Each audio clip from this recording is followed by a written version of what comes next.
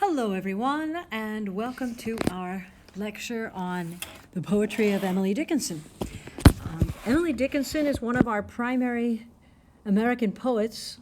She's often put in the company of the transcendentalists and writers of the more modern style like Walt Whitman. So there are references to this idea that Emily Dickinson was definitely on the cutting edge.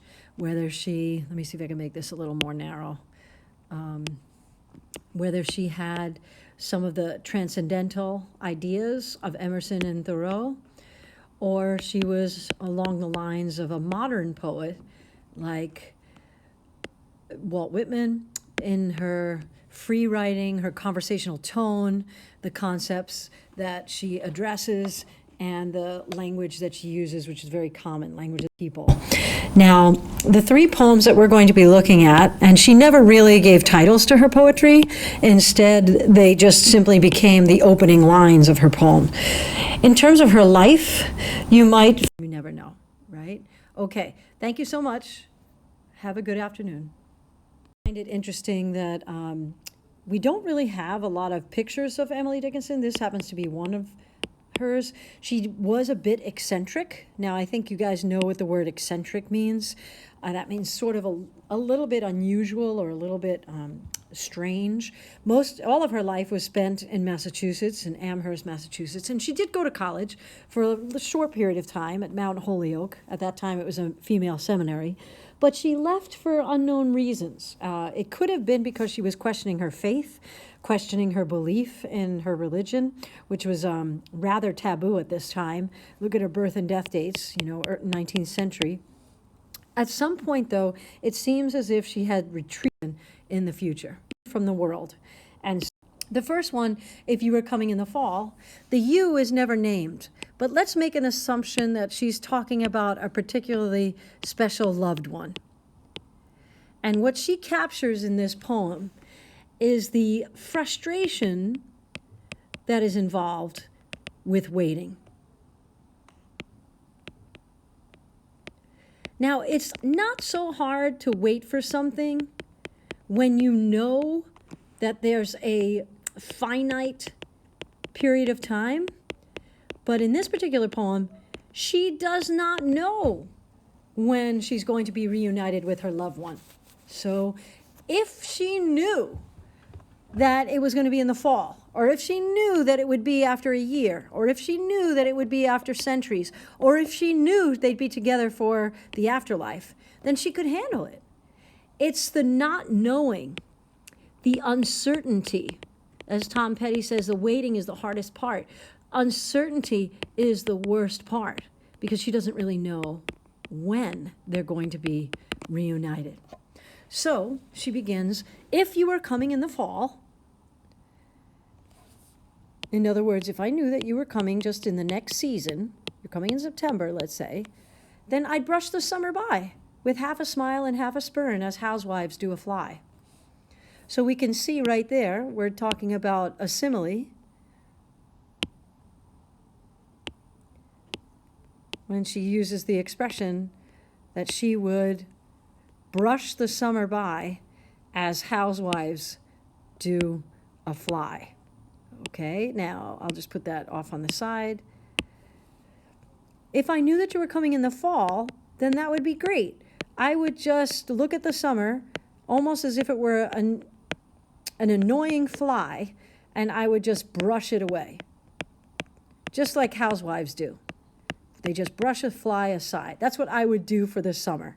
So we can see that she's incorporating there a simile.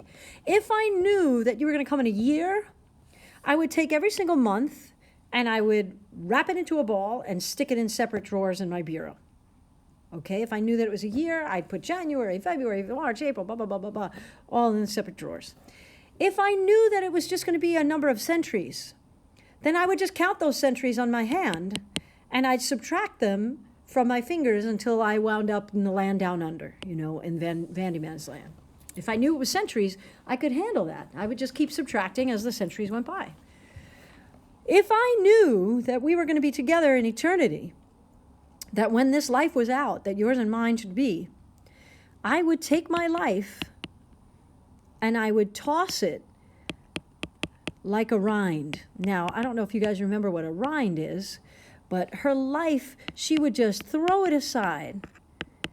Like, if you remember in the story of The Great Gatsby, at one point in the novel, Nick and Gatsby are walking over discarded party favors and crushed flowers and fruit rinds. The rind is the exterior part of the fruit that you throw out. So that's what she would do with her life. You know, if you remember that scene in Gatsby, that's when he actually, very artistically, Fitzgerald places those things on the ground and has Gatsby say something like, "Of course you can repeat the past." And then he's walking in the midst of all these things that show you can't. She says, I would take my life and I would toss it aside like it were, as if it were a rind. That's what I would do, because my life would have no meaning. But here's the uncertainty. Because I'm ignorant of the length of time's uncertain wing, the uncertainty, the not knowing, she uses the verb goads me. Now, if you have a brother or a sister, they may goad you, right? And goading means like irritates her, you know, it pesters her, it annoys her, it goads her like the goblin bee that will not state its sting. If you've ever been in a room, a classroom where a bee flies in, and we never know like where it's going to fly to and where it's going to go, and so everybody's kind of dodging it left and right. She says that the uncertainty is like that goblin bee, and it goads her, it irritates her because she just doesn't know. Okay, so there's a couple of similes in this particular poem, and obviously it's a poem about waiting. It's about reuniting with someone and the difficulty in not knowing when that's going to take place. Studying Emily Dickinson. So when we talk, okay, now we move on to the next two poems. What's fascinating about both, Because I Could Not Stop Her Death and I Heard a Fly Buzz When I Died, is that you have a very peculiar situation with regard to your speaker. Your speaker is talking from beyond the grave. That's a pretty cool thing. If you've ever read The Book Thief, you probably know that in that particular story, you have death as a narrator, which is kind of cool, you know. But in that story, The Book Thief, he's a pretty intimidating character. We don't get that feeling from this poem about death.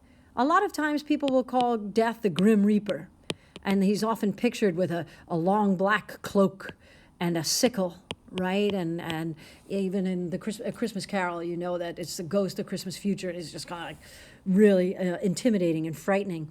But we don't have that image here.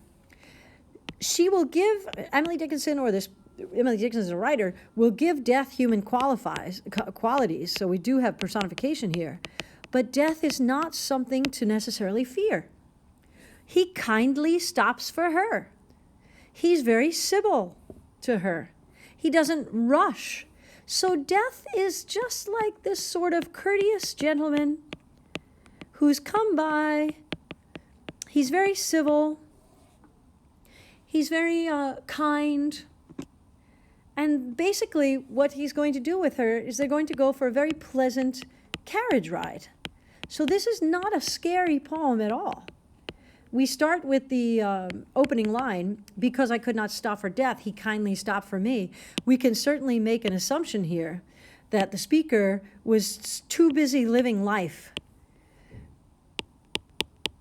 I couldn't stop for death, so he kindly stopped for me. The speaker was not one of those people that's all doom and gloom. Oh, don't go on that trip, you could die. Don't, be careful when you go to the bathtub, you could slip on the soap and die. No, the speaker was so busy living life that she couldn't stop for death. So he stopped for her. And he opened up the carriage door, and inside the carriage were just themselves and the concept of immortality. And they go for a little drive. Nothing crazy, nothing frightening. It's very leisurely, it's very civil.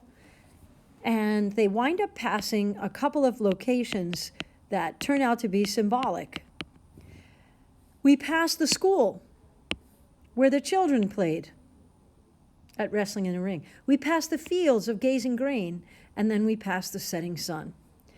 Obviously, what you're seeing here symbolically would be the cycle of human life. You go from childhood, represented by the schoolyard, to maturity, represented by the gazing grain, and then ultimately to aging and death, represented by the setting sun, right? So it's a symbolic journey through the cycle of life. And they pause before a house. Now this house is a swelling in the ground. The house becomes a symbol of the grave, right? There's a swelling in the ground, there's a cornice. The cornice was a mound. Now, the interesting thing about the ending of the poem just reinforces the concept that in the afterlife, time doesn't really exist, because we measure time on our earthly experiences in a certain way. But in the afterlife, she winds up telling us that the day she went for the carriage ride was centuries ago, but it feels like yesterday, when she first realized that those horses' heads were pointed toward eternity. So there is no real concept of time. It's an earthly measurement here that we adhere to, and we always are worried about not having enough time and all that kind of stuff. But she's already been dead for centuries, and her journey in that little carriage ride took place long, long ago. Okay, finally spending more time about that. 3. Selection. I heard a fly buzz when I died. Once again, we have a speaker from beyond the grave.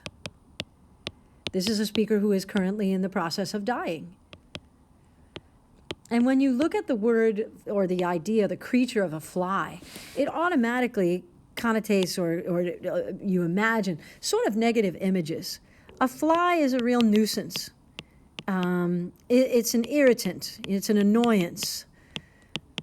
Remember, we talked about a fly in terms of if you were coming in the fall, that I would just brush the summer by like a housewife does a fly.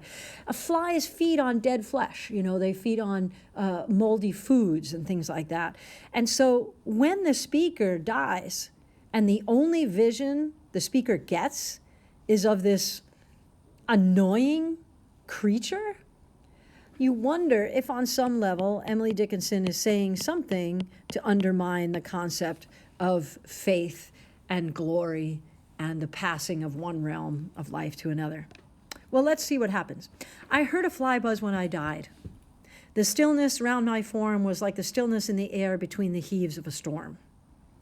Okay.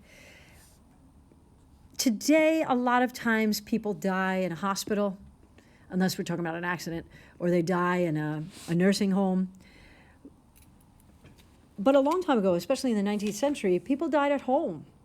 And even today, when someone has a terminal illness, most of the family members will try to get hospice care so that the person can die with dignity, not attached to a bunch of machines, and they can die at home.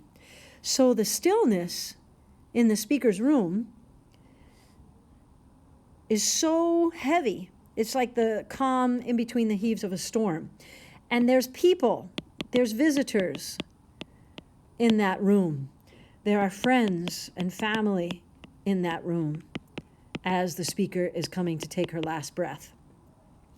And it's their eyes that have now been wrung dry. And I think we know why, right? The time for tears is over. They've resigned themselves to the fact that the speaker is passing on. Their breaths are now gathering shore. When you sob, sometimes you lose your breath because you can't, you're just so emotional, you can't really capture it. So all of the family and the friends are gathered around. They're not crying anymore. They're breathing steadily. They're waiting for, interesting words, for when the king will be witnessed in his power.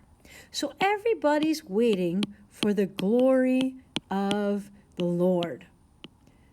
Some kind of vision of God, something that tells us that this life was worth something and we're on our way to heaven or to a celestial place.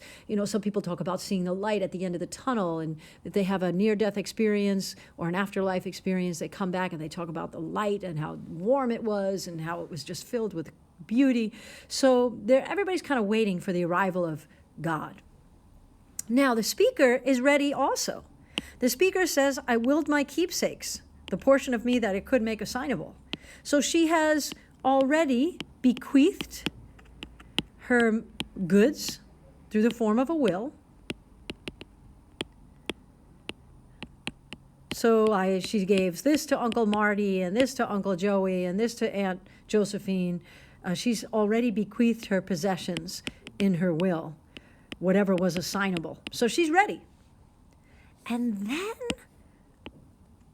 as she's ready, she says there was a fly. Maybe someday you'll look at this blue, uncertain, stumbling buzz. And it came between the light and me. The fly intercedes, right? Between the speaker and the light. What's the light? The vision of God. It got in my way. This is what I get, this creature. This annoying, irritating creature when I'm waiting for a vision of God. And as you get to the last line, she says, and then the windows failed. And I could not see to see. These aren't literally the windows to her room. The windows are often said, the eyes are the windows of the soul, right? So the windows are her eyes. And her eyes shut permanently. And she couldn't see anymore. And sadly for us as the reader, and sadly for the speaker, her death does not coincide with any great vision of glory, of God, of the King, of heaven, or anything. It's really a kind of depressing poem in many ways. Okay, so and who knows? I hope I have that here. Yes, this is a particular daguerreotype of her, depiction of Emily Dickinson, and a little lecture on Emily Dickinson. She lived all of her life in the house of her family, and at some point when she became a recluse, she tended to stay only in her room upstairs. She dressed all in white. She wrote poems on little slips of paper, wasn't necessarily interested in getting them published. Apparently, maybe like 10 of them were published during her lifetime, but after she passed away, her sister Lavinia found like 1,700 poems written on little pieces of paper stashed away in her room, and they were collected and put into one form of one book. And because they weren't titled, they just simply used the first line of the poem to designate the particular back. And those are the 3 poems, in case you're title. Very unconventional in terms of her writing. She was a big fan of the dash in terms of punctuation marks, and she would use slant rhyme, words like flood and stood. They're not perfect rhymes, but they have similar sounds.